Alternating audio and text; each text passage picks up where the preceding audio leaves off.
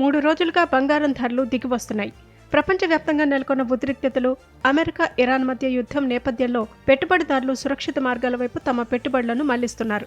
Dollar బలపడటంతో బంగారం నుంచి పెట్టుబడులను విరమించుకుంటున్నారు.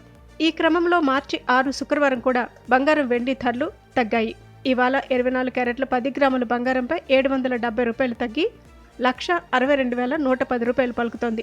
22 క్యారెట్ల బంగారం ధర ₹700 తగ్గి 1,48,600 పలుకుతోంది. కిలో వెండి ధర ₹5,000 తగ్గి 2,90,000కు చేరుకుంది.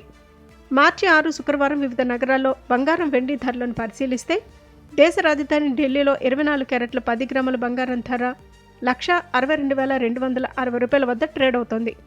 అలాగే 22 క్యారెట్ల బంగారం ధర ₹1,48,750 పలుకుతోంది. ముంబై, కోల్కతాలో 24 క్యారెట్ల బంగారం ₹1,62,110 ఉంటే 22 క్యారెట్ల బంగారం ధర ₹1,48,600 పలుకుతోంది. చెన్నైలో 24 క్యారెట్ల బంగారం ₹1,63,200 ఉంటే 22 క్యారెట్ల బంగారం ₹1,49,600గా ఉంది. తెలుగు రాష్ట్రాల్లోని హైదరాబాద్, విజయవాడ, విశాఖపట్నంలో 24 క్యారెట్ల బంగారం ధర ₹1,62,110, 22 క్యారెట్ల బంగారం ధర ₹1,48,600 పలుకుతోంది. కిలో వెండి ధర 2,90,000గా ఉంది.